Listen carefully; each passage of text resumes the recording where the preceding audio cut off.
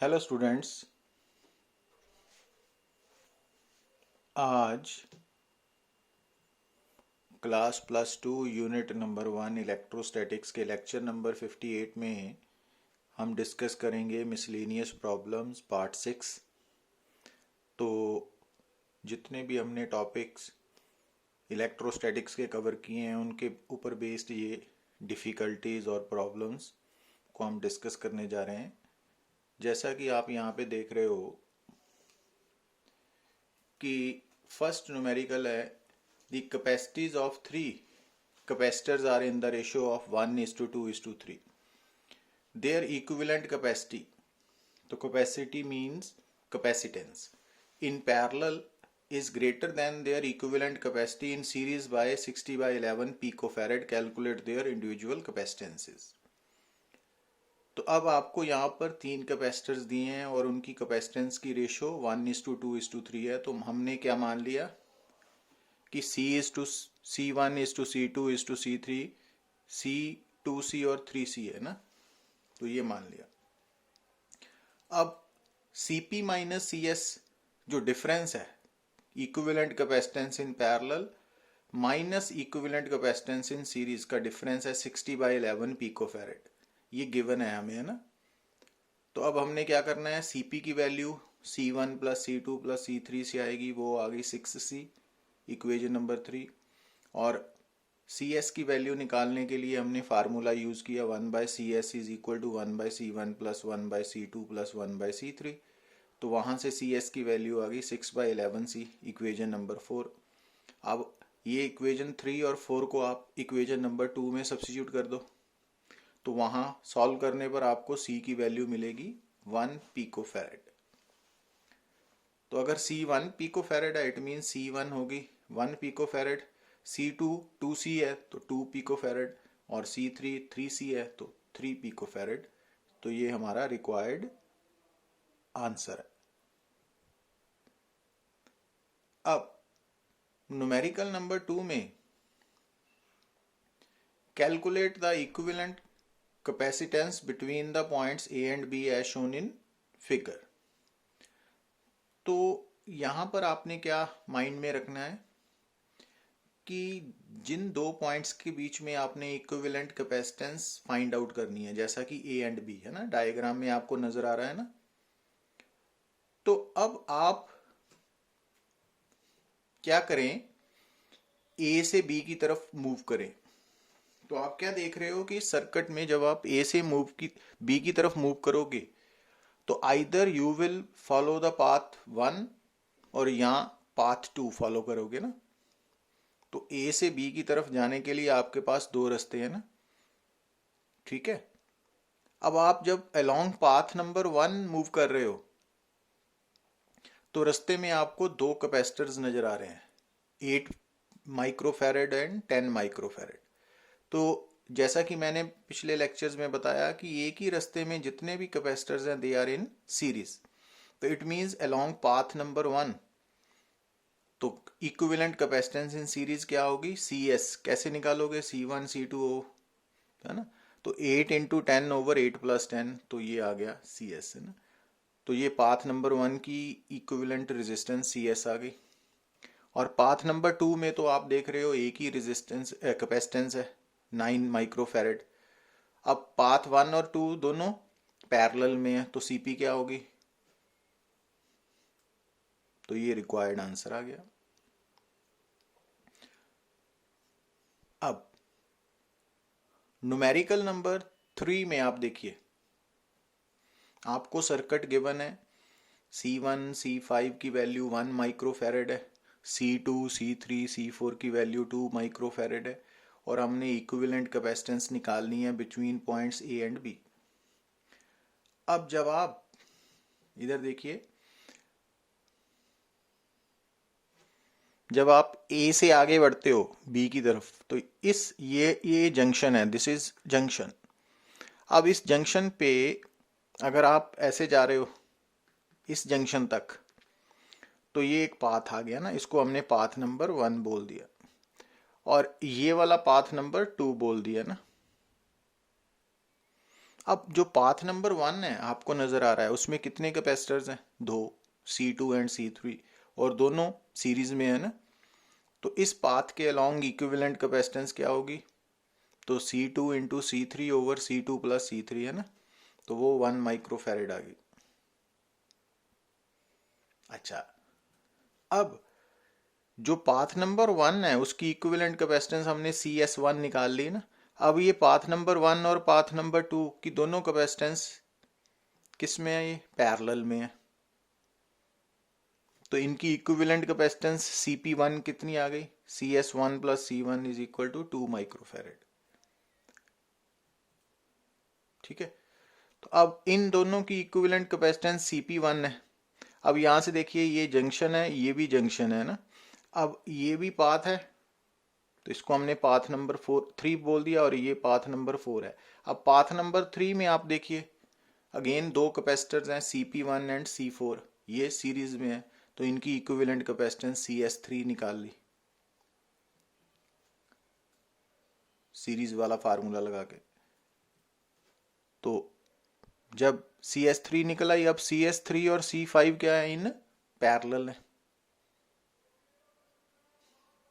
तो फिर CP निकाल ली CS3 प्लस C5, तो ये हमारी इक्विवेलेंट कैपेसिटेंस आ गई बिटवीन A एंड B।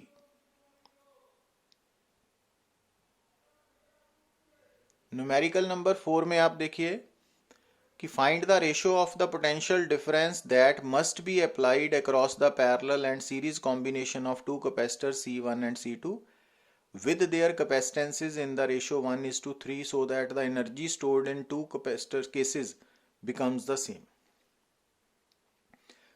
अब हमारे पास दो कैपेसिटर्स हैं C1 एंड C2, इनकी कैपेसिटेंस की रेशियो C1 ओवर C2 1/3 है ना। पहले तो हमने इनको पैरेलल में कनेक्ट किया और फिर सीरीज में, C1 C2 को सीरीज में, C1 C2 को पैरेलल में है ना। और C1 C2 की रेशियो 1:3 है, तो इट मीन्स हमने C1 को अगर C मान लिया तो C2 को 3C लिख सकते हैं ना। अब यहां कंडीशन क्या गिवन है कि हमने series combination and parallel combination of capacitors के अक्रॉस जो पोटेंशियल डिफरेंसेस हैं वो उनकी रेशियो लेनी है, पर कंडीशन ये है कि इन दोनों केसेस में एनर्जी स्टोर्ड सेम है, इक्वल है। अब सीरीज कॉम्बिनेशन की इक्विवेलेंट कैपेसिटेंस है CS, और वो C1 into C2 over C1 plus C2, तो 3/4C है। और पैरेलल कॉम्बिनेशन की इक्विवेलेंट कैपेसिटेंस है CP, वो C1 प्लस C2 कितनी है? 4C। अब यहां पर टोटल एनर्जी स्टोर्ड कितनी है? US half CS into VS², और यहां पर पैरेलल कॉम्बिनेशन में टोटल एनर्जी स्टोर्ड कितनी है? UP is equal to half CP into VP²। Total potential difference and total capacitance of parallel combination है ना, उसके रिजल्ट से आया ये। अब US एंड UP दोनों इक्वल दी हुई हैं स्टेटमेंट में, तो इनको इक्वेट किया और VP/VS की रेशियो निकालनी है ना हमने, तो वो √CS/CP आ गई। अब CS एंड CP की वैल्यू आप ऑलरेडी निकाल चुके हो, तो ये हमारा रिक्वायर्ड आंसर है।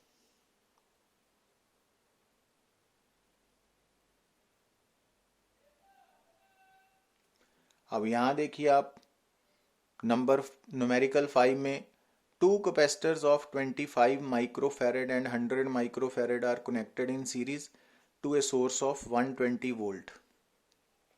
Keeping their charges unchanged, they are separated and connected in parallel to each other. Find out the potential difference between the plates of each capacitor, energy loss in this process. तो आपको दो capacitors दिए हुए हैं ना series में, और series combination की जो टोटल वोल्टेज है वो 120 वोल्ट है ना। तो सीरीज कॉम्बिनेशन में इक्विवेलेंट कैपेसिटेंस निकाल ली। अब अगर सीरीज कॉम्बिनेशन की आपको इक्विवेलेंट कैपेसिटेंस पता लग गई, total potential difference of series combination given है 120 वोल्ट। तो यहां से आप सीरीज कॉम्बिनेशन का चार्ज निकाल सकते हो ना, QS। वो कितना आ गया, वो आ गया CS इंटू V है ना। तो 2400 माइक्रोकूलम।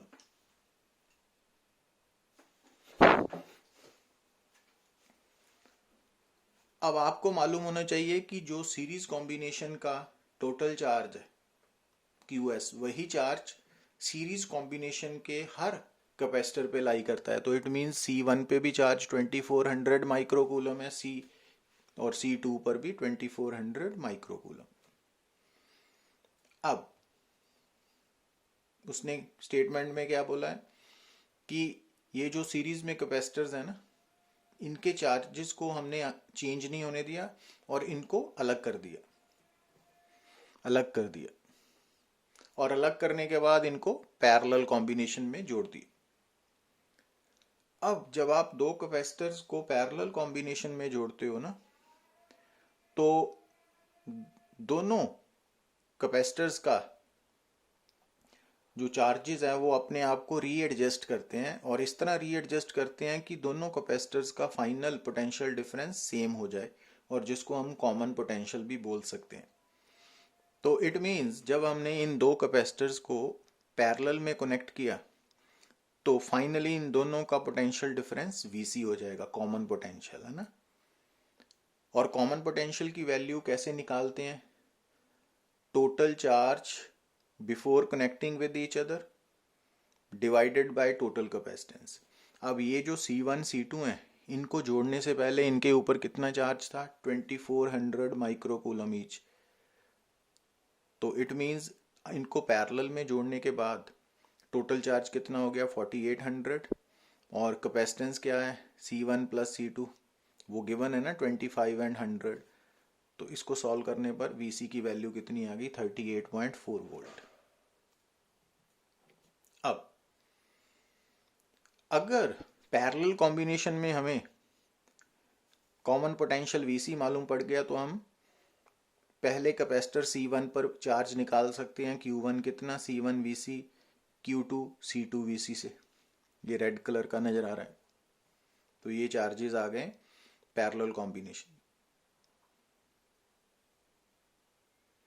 अब क्या निकालना है हमने, potential difference between the plates of each capacitor after connecting in parallel है ना। तो इट मींस जब आप इन दो कैपेसिटर्स को जो सीरीज में कनेक्टेड हैं उनको अलग करके पैरेलल में जोड़ोगे, तो उनका फाइनल पोटेंशियल डिफरेंस दोनों का सेम होगा, और कितना होगा, 38.4 वोल्ट। ये फर्स्ट पार्ट का आंसर है। अब एनर्जी लॉस का कंसेप्ट याद रखना आपने कि पैरेलल कॉम्बिनेशन में यहां पर टोटल एनर्जी स्टोर्ड कितनी है, यहां होगी half CP into VC square, क्योंकि ये पैरेलल कॉम्बिनेशन की टोटल कैपेसिटेंस CP है और इसकी टोटल पोटेंशियल डिफरेंस VC है ना। तो ये जबकि जब ये दोनों कैपेसिटर सीरीज में कनेक्टेड थे, तब इस सिस्टम की टोटल पोटेंशियल एनर्जी कितनी थी, तो वो आप निकाल सकते हो हाफ CS V स्क्वायर से। और CS की वैल्यू हमने निकाली हुई है 20 माइक्रोफेरेड, V की वैल्यू गिवन थी हमें 120 वोल्ट, तो इतनी। तो इट मीन्स जब ये दोनों कैपेसिटर्स सीरीज में कनेक्टेड थे, तब इनके सिस्टम की इनिशियल एनर्जी थी, पोटेंशियल एनर्जी 0.144 जूल, और जब हमने इनको सीरीज कॉम्बिनेशन से डिसकनेक्ट करके पैरेलल कॉम्बिनेशन में कनेक्ट किया, तो इनकी फाइनल एनर्जी है 0.09216 जूल। तो दोनों का डिफरेंस क्या आ गया, 0.052 जूल, और ये नेगेटिव आएगा क्योंकि फाइनल एनर्जी इनिशियल से कम है ना, तो एनर्जी लॉस होगा। Got it. तो यहां आप नेगेटिव साइन डाल सकते हो ना। अब यहां पर देखिए न्यूमेरिकल नंबर 6 में देखिए आप, in the circuit shown in figure the energy stored in both the capacitors is U1। If switch S is opened and a dielectric slab of constant 5 is put in the free spaces of the capacitors, the energy stored is found to be U2. Calculate U1 and U2. अब इसको आराम से करिए कि initially क्या है आपको given, ये सिस्टम है, मींस ये स्विच ना क्लोज्ड है, तो इट मींस ये दोनों पैरेलल में कनेक्टेड है, ठीक है। और अगर दोनों पैरेलल में कनेक्टेड हैं तो दोनों के अक्रॉस पोटेंशियल डिफरेंस सेम है, V के इक्वल। तो पहले कैपेसिटर के पास कितनी एनर्जी स्टोर्ड है, U1 डैश, दूसरे के पास U2 डैश। तो टोटल U1 कितनी है, U1 dash plus U2 dash कितनी, half CV square plus half CV square is equal to CV square number 1। अब इसके साथ ही दोनों कैपेसिटर्स की प्लेट्स पे चार्ज कितना है, वो भी Q is equal to CV, Q is equal to CV, क्योंकि दोनों की कैपेसिटेंस सेम है, दोनों का पोटेंशियल डिफरेंस सेम है, तो दोनों पे चार्ज भी इनिशियल सेम होगा।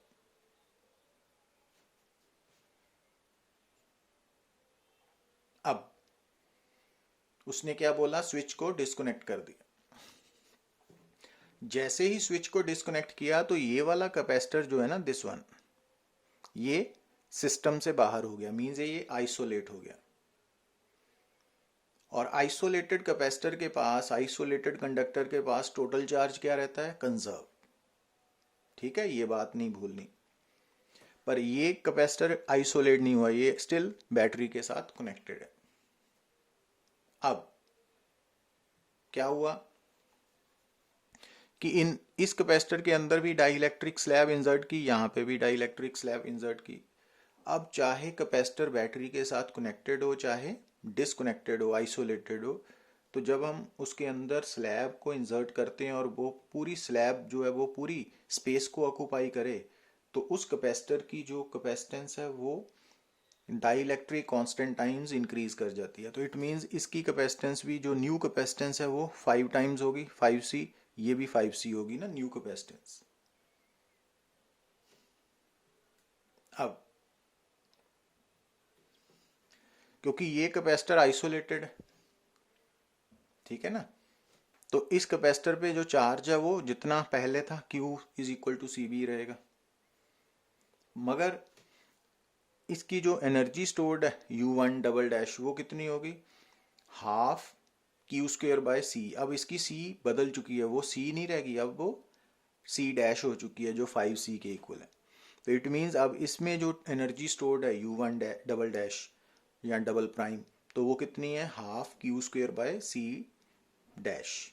तो अब C डैश की वैल्यू, Q की वैल्यू सब्स्टिट्यूट की तो ये इतनी होगी, है ना। अब ये जो कैपेसिटर है, क्योंकि ये बैटरी के साथ कनेक्टेड है, तो इस कैपेसिटर के अक्रॉस पोटेंशियल डिफरेंस सेम रहेगा V। तो इसकी एनर्जी निकालने के लिए U2 double dash half C dash V square ही एप्लीकेबल, अप्लाई करेंगे ना। अब C डैश 5C है यहाँ पे, तो इसको सॉल्व करने पर ये इतनी आ गई ना। अब इन दोनों की टोटल एनर्जी U2 कितनी है, U1 double dash plus U2 double dash, इसको सॉल्व किया तो ये आ गई ना। तो U2 की वैल्यू 13/5 CV स्क्वेयर आ गई। तो हमने इस U2 और U1 की रेशियो लेनी है ना हमें, यहाँ से U1/U2, तो वो 5/13 आ गई।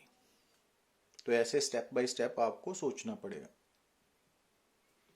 अब जैसे यहाँ पे आप देख रहे हो न्यूमेरिकल नंबर 7 में आप क्या देख रहे हो कि एक कैपेसिटेंस है C1 20 microfarad, C2 30 microfarad, C3 15 microfarad, and the insulated plate of C1 be at a potential of 90 volt, one plate of C3 being earthed.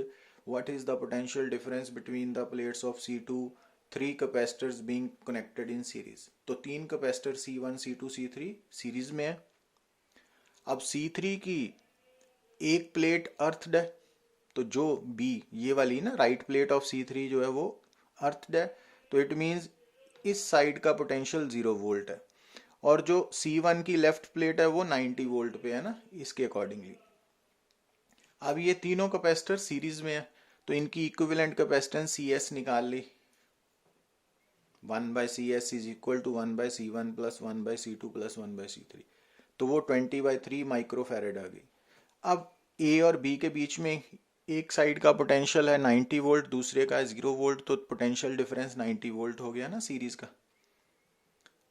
अब यहां से हम सीरीज कॉम्बिनेशन का टोटल चार्ज क्यू एस निकाल सकते हैं, C S into V, 600 microcoulomb. और जैसा कि हमें मालूम है कि सीरीज कॉम्बिनेशन का जो टोटल चार्ज होता है ना, वही चार्ज सीरीज कॉम्बिनेशन के हर कैपेसिटर पे होता है, क्यू एस। ठीक है, तो इट मीन्स हर, पर हमने क्या निकालना है, जो C2 है ना कैपेसिटर, उसका पोटेंशियल डिफरेंस। तो अब आपको C2 पर चार्ज भी मालूम है, QS 600 माइक्रोकूलम, C2 की वैल्यू भी मालूम है 30 माइक्रोफैरेड, तो V2 निकल आएगा। कैसे? V2 is equal to QS by C2। तो 20 वोल्ट रिक्वायर्ड आंसर आ गया।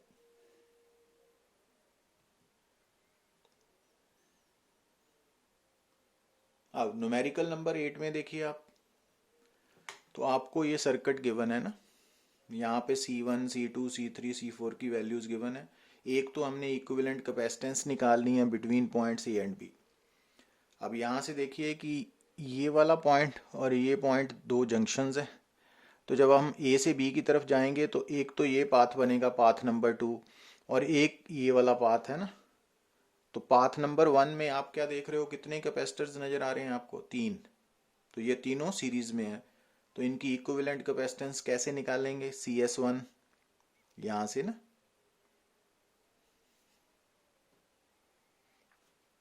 ठीक है।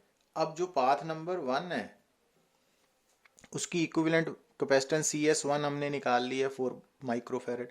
अब ये और ये दोनों आपस में इन पैरेलल है, तो CP निकल आई 16 माइक्रोफैरेड। CP निकल आया ना। अब ए और बी के बीच में पोटेंशियल डिफरेंस आपको 500 वोल्ट गिवन है, ठीक है। तो इट मीन्स हम CP पर टोटल चार्ज क्यू निकाल सकते हैं 8000 माइक्रोकूलम।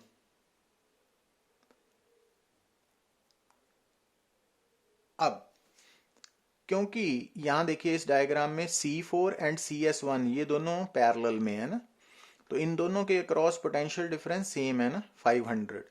तो इट मीन्स इसका चार्ज हम Q4 कैसे निकाल सकते हैं? C4 into 500। और इसका चार्ज कैसे निकाल सकते हो? CS1 into 500।